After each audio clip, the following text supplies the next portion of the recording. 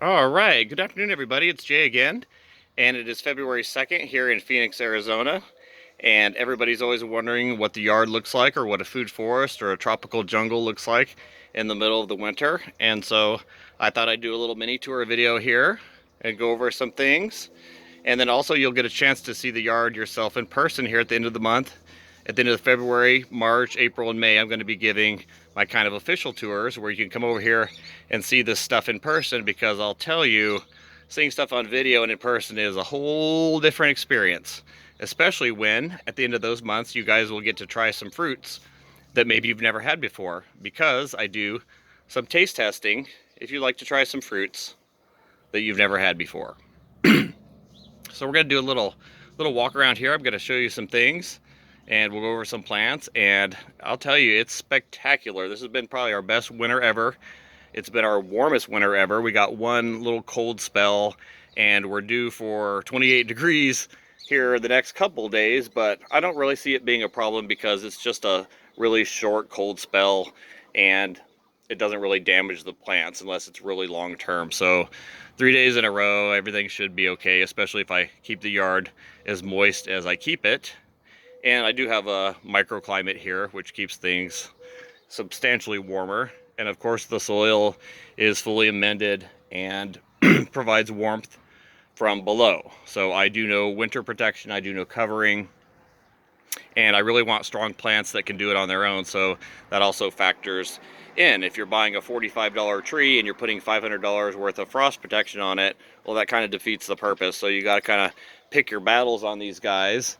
And sometimes you have to replace them, but most of the time you don't. And I haven't had to replace anything here for quite a while. So I'm going to do a little walk around, and hopefully the battery lasts on this phone, and kind of show you some things. So we'll start here with the mangoes.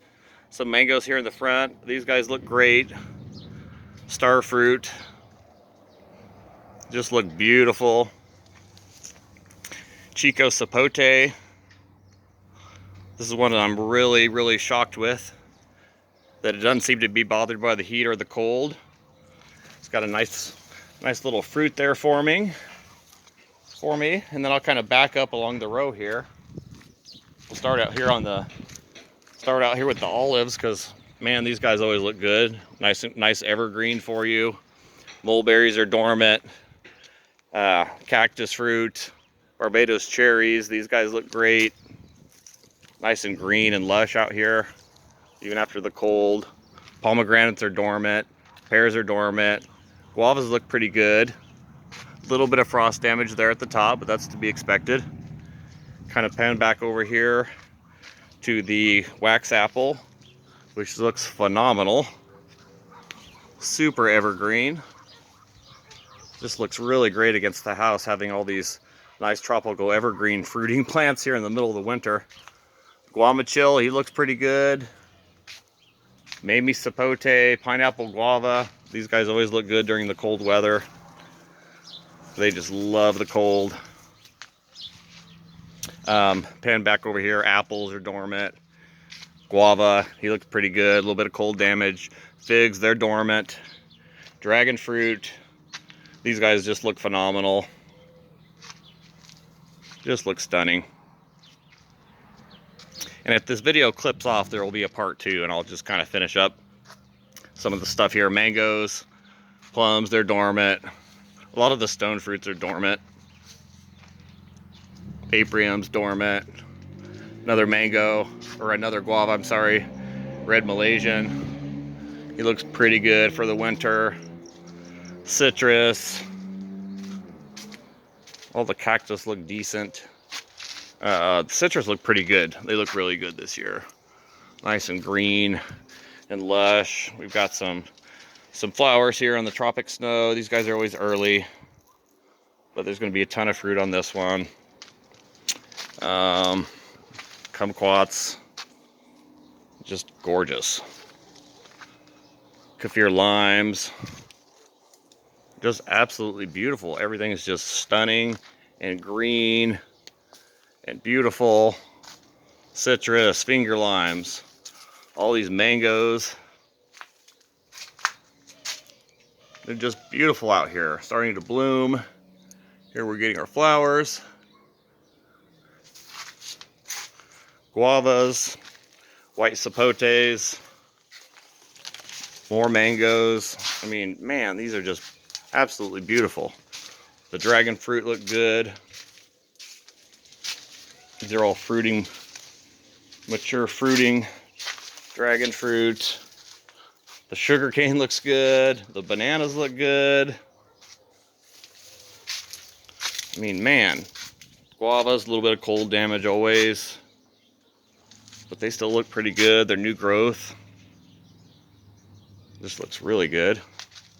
Strawberry guavas,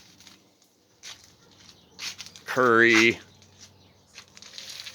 The artichokes look good. These things are starting to kind of kick butt. The garden I gotta redo. The figs. Yeah, all these bananas just throwing new leaves. Amazing.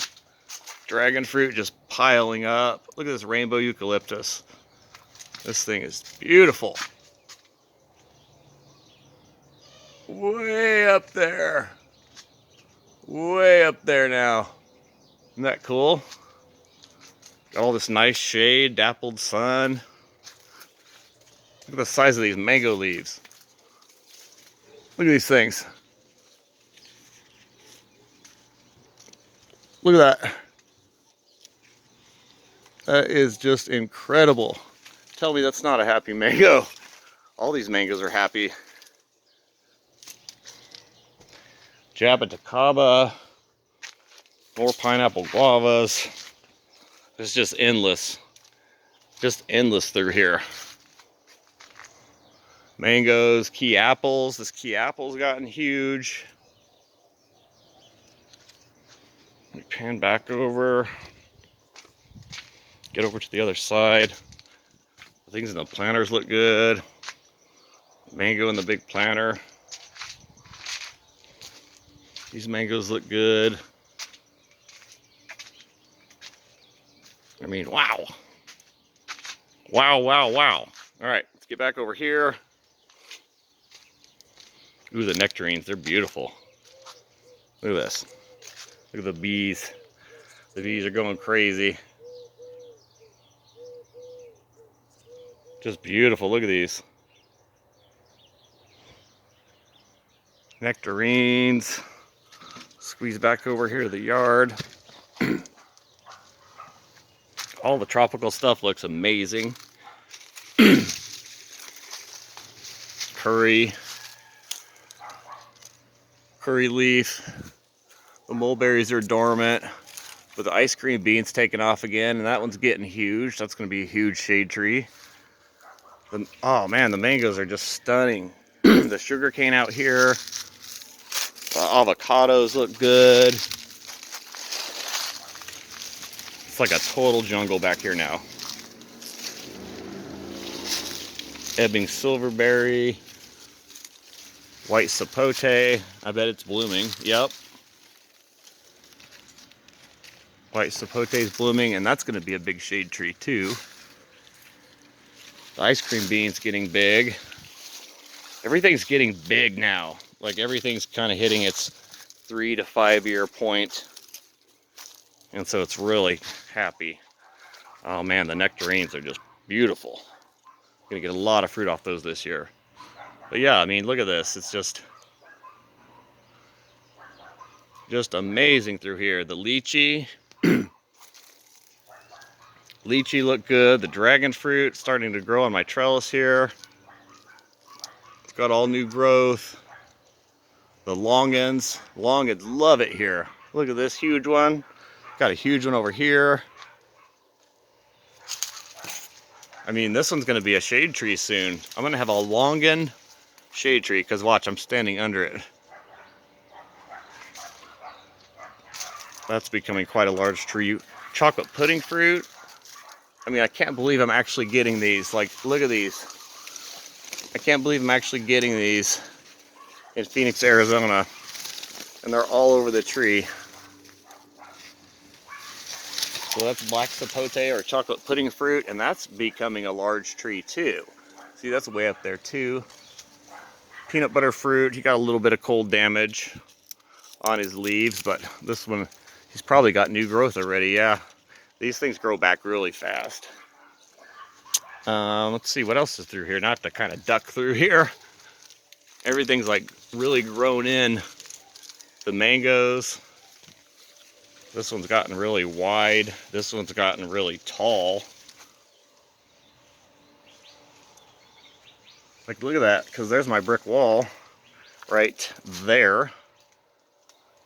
And then it goes up, way up above that. So I'm gonna have a huge mango shade tree here. I'm gonna have another one over here, the Alfonso, because it's gotten huge. Got a Lancetella here in the middle, juicy peach. But I mean, look at these plants. I mean, these things are just beautiful. A lot of these mangoes are hitting their 3-year stride. So they look good the first year, look horrible the second year, and then the third year is when they start to pop and go. So you got to get them to that point. The long ends, oh man, they're just gorgeous, huge leaves too. Big old leaves. Yellow African tulip tree, he'll come back. Let's see, the ice cream bean's going to be huge right there. The mulberry huge behind it. Let's see what else here. The grapes, they're dormant, but that's the canopy web back here. Oh man, black Suriname cherries, starfruit trees, they're all getting huge. Like that one's going to be a huge shade tree. This red Malaysian guava is like a huge shade bush. I mean, all this stuff's like 8 or 9 feet to this bar. The peach, of course, is going to come back with a vengeance. It is just crazy through here. The avocado's huge now. The avocado's going to be a shade tree soon. Because there's the house right there. The house line.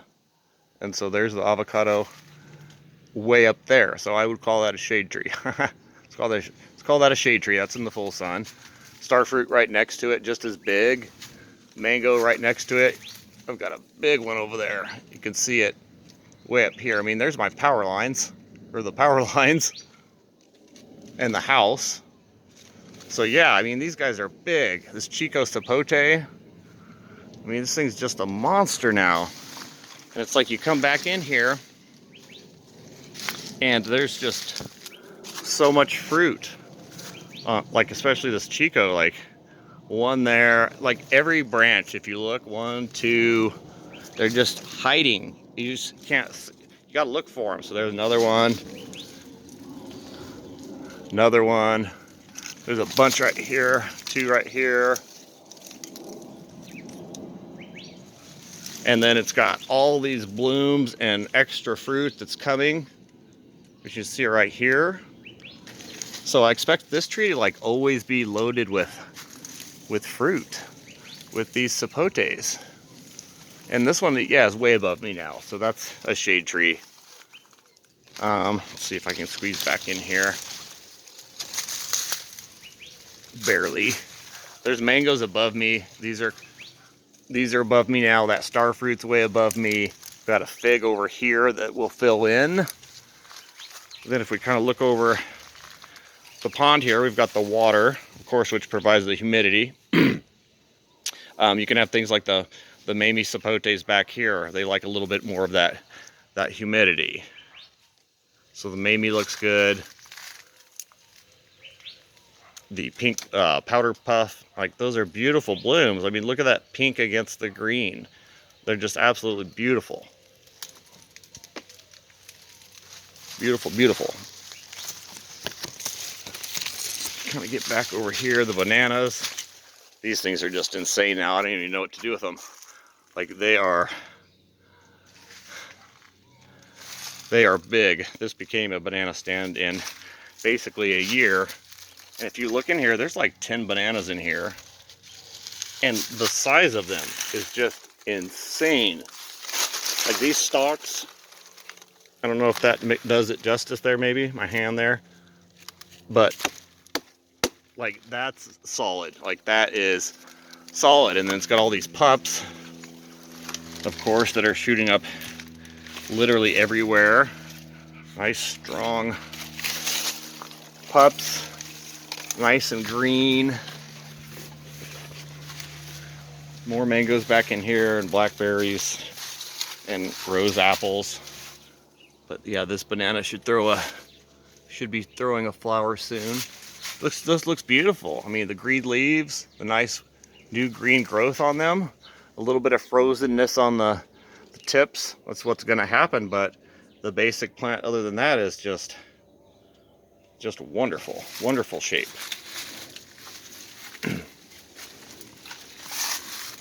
Beautiful banana.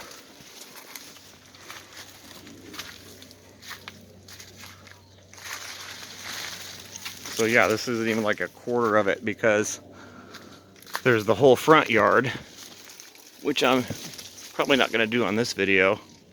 There's enough on this one. I mean, look at these avocados. Let me get back here. Look at these things. They're just so green and so big and luscious. I mean, look at these avocados.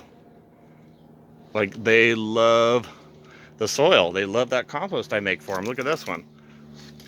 Just absolutely stunning.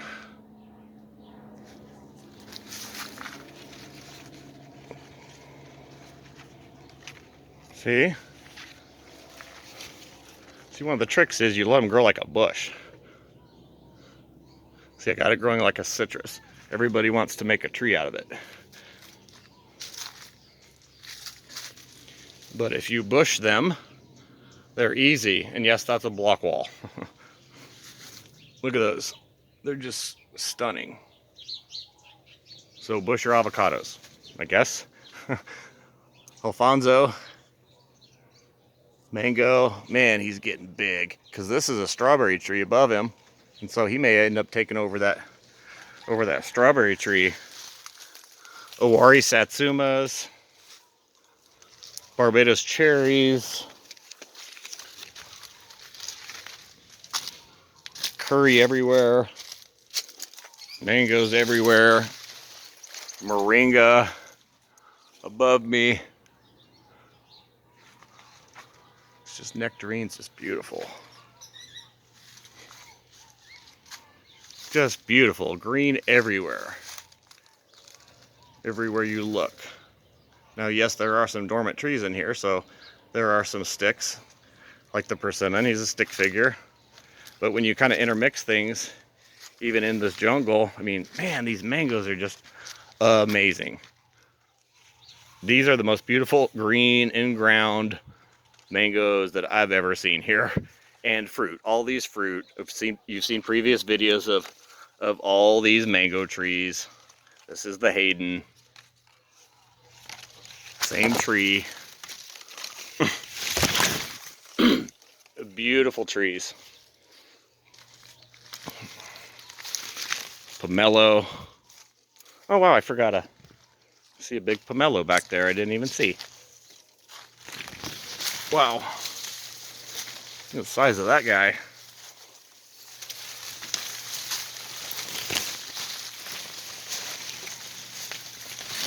Wow, that's a nice fruit.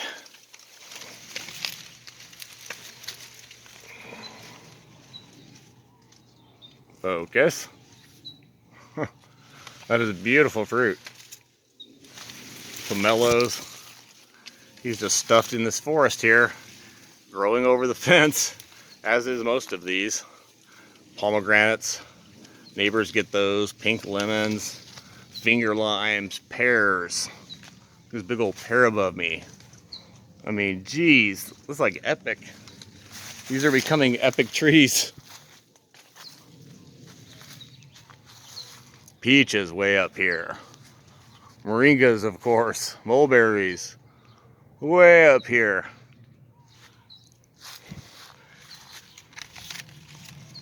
Yep. These mangoes all look really good. Black Suriname cherry. Becoming a nice big bush. Guava's way up there.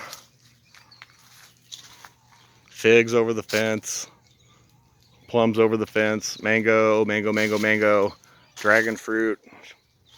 Starting to fill this shopping cart nicely. Yeah, I am happy with this year. I will tell you what. Mango shade tree, finger lime shade tree. I mean, those things are big. Getting big. That loquat. I mean, that is a shade tree. You can see her carport back here, and here's my wall. So look at that. Just sitting underneath that loquat tree. Arizona cypress. That thing's gotten really big. This tree is like white, so when you have a light on it at night, it makes it whatever color the light is. So you put a red light on it, it's red. They're just super cool. Peaches, of course, above me. Mangoes, they're getting a little pumped too early. Starting to throw off their blooms. A little too early for those guys. But look at this. This is beautiful for winter. I mean, just absolutely beautiful. Barbados cherries, 2 big bushes right here, right next to each other. Tango mandarins. These, I mean, look at the color. They're just beautiful. Look like little ornaments. And these are the best mandarin I've ever had. Look at the color and the taste and thin skin, easy to peel, no seeds. Just beautiful. Guys, look at the color. You know you want to eat one of these. So yeah, on the tour, that's what I like to do, is give people taste tests of some things that they've never experienced. So if you've never been on one of my tours, then you might want to get over here and check it out, because you might learn some things. Mangoes. There's like 5 oranges in here. There's one here. There's one here. There's like 3 blood oranges, I think. Mango, pecan, and a pecan in the corner. And then mango, mango, mango. Huge guava. This is a Mexican cream guava. That's a big shade tree. And then I don't even know what's piled over here anymore. This is, wow. Okay, so we got mango here. Remember what's even back here anymore. Lemon guava planted at the bottom of this pecan. And then orange, blood orange. Oh wow, there it is. Okay, I gotta get out here and get some of these. Limes, that's what's over here on the ground. I don't really eat that many of them, but these are the most amazing limes ever. They just go back to the ground, go back to the earth, and get recycled like everything else does. There's a coconut cream guava, or I'm sorry, mango in here somewhere. They're really floppy. I mean, these things kind of grow like an octopus. So if you're wanting a really good shaped mango, don't go with the coconut cream, because this thing ends up like a spider. Like, it's got a really good fruit, but it's not going to stay this nice mango shape like you like. You know, this nice, beautiful, upright. But whatever, I've got them all, so it doesn't really matter. Coconut cream, there's a Barbados cherry planted underneath it. It's getting big. Star fruit behind it. Bananas, one of them has a flower. Throwing a flower right now. And so yeah, I'm not gonna do the front yard on this video, but I just kind of wanted to do a little bit of the back and kind of show you guys what you can have over winter time, and well, summertime too. But so you don't have a complete stick forest in the middle of the winter. You know, you've got some citrus and some mangoes and guavas, some evergreens, and then everything just looks beautiful. Walk back through here.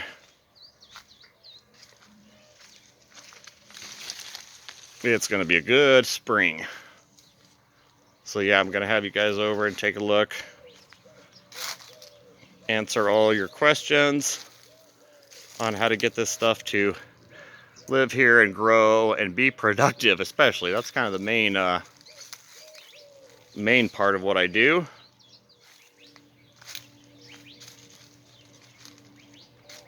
But I love walking through here.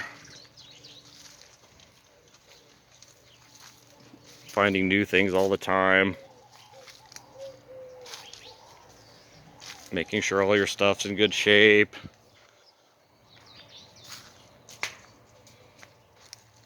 There's another chiku.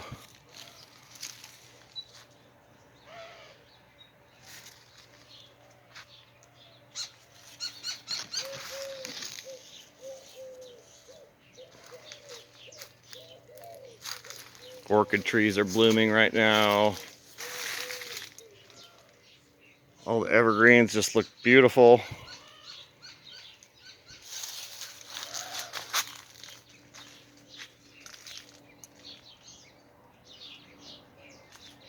Come out here, it's like orchid tree, strawberry tree, he always bites it from the cold.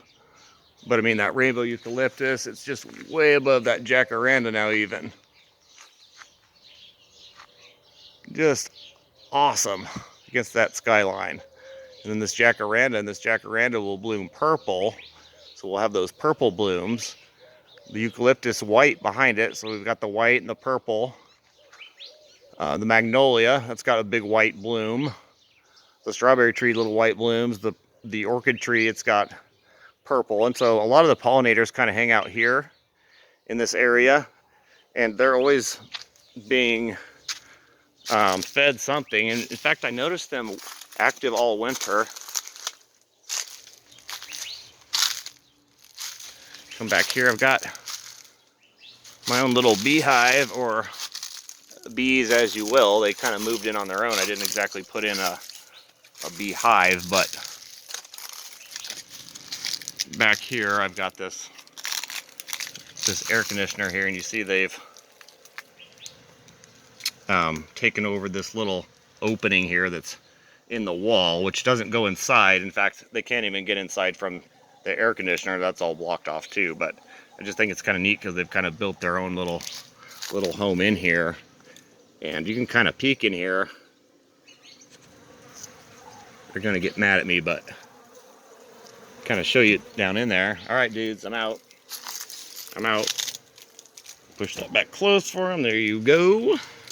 But there's a ton of honey in there too, which I may harvest, because that's got to be some good stuff, like coming from this yard. I mean, those things didn't fly more than 50 feet for their meal. So I've got the pollinators, I've got plants that flower, so you keep the pollinators and the hummingbirds and flies. You got all kinds of pollinators, so you kind of need like a whole mix of things.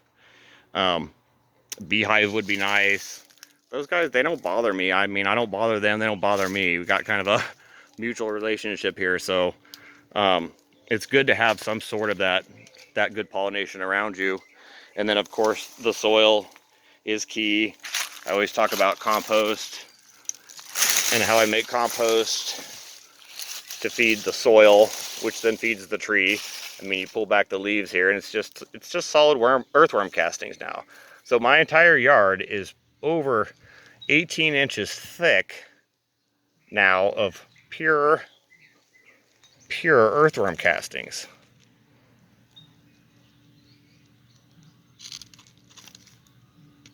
I mean, that is just amazing. It's like 6 inches of earthworm castings, and then it's like a foot of like humus underneath it, and then the worms are just everywhere. I mean, there are so many worms here. There must be over 1 billion worms here, I would say. This is just insane. And now see, everything's self-feeding, so I don't have to put so much compost down, because the leaves and the fruit, like you saw back there, they fall and they rot, and now that's what's creating my compost. So you start your compost obviously by starting with a compost, and then eventually it's going to be self-sustaining and you don't have to add any more. I mean, look at this everywhere you look. So I think people have a false perception of compost, and they think they just have to buy something extra. But what it's doing is it's creating this soil. And then what you can do is literally just plant whatever you want, wherever you want it. And you see, like this little mango, he sprouted over here on his own. Like, that soil is so good that this dude's just like, hey, and he sprouted down here. And basically, 100% worm, earthworm castings. I mean, look at this material. So I make a compost, and this is what it does for your yard. And I'll have that available, of course, at my tours. I'm available every weekend now, Saturdays and Sundays at 11 a.m. to 1 p.m. if anybody wants to come by and get sort of like a little mini tour where you can actually talk to me without a lot of people around. Or if you want to get some compost and make your yard like my yard has become, well, then that's how you're going to get there in the short term, because it speeds up your yard and you can have a tropical jungle and a green jungle like this even in the wintertime. So there's several factors, of course, to get this sort of a yard in production, and that's, of course, start with good quality plants, start with good quality soil, make sure you water good for at least the first 3 years, get the roots down nice and good. Make sure you feed the plants, give them a microclimate. You know, like you see these plants out here in the full sun, right? And you may think, well, yeah, summer's coming on, and every one of these, especially all these little stone fruits, they're going to cook, right? Well, of course they're going to cook. So you have to provide an artificial system like this natural system is. So this used to have a shade canopy over it. Everything grew. It doesn't need the shade canopy anymore. So of course what I'll do is around, I don't know, April, May, I'll put a shade cloth over this whole backyard. So the whole backyard is covered with a shade cloth, 30%, because you want to give them light. You're just trying to refract the UV, the solar aspect. That's what you're trying to get rid of basically in Arizona. So if you guys want fruit trees in Arizona, that's what you have to think about, is getting rid of that UV light that's extreme in the summer that they don't have in Florida and California, which makes it so much easier for those guys to grow things like avocados and mangoes, because all those plants have green stems. They're all they're all green stems. And it takes a long time for them to form a bark in order to protect themselves, you know? So this is not as strong of a tree, right? It doesn't have anything. The avocado is the same way, you know? Whereas like, I don't know, it's a tamarind, for example, a shade tree, it's got this hard bark for like right off the bat, like as soon as it's, as soon as it forms, you know? Or like the persimmon. Persimmon's got that shielding, it's got that bark.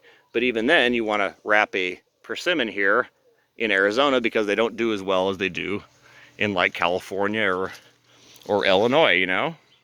But you can still get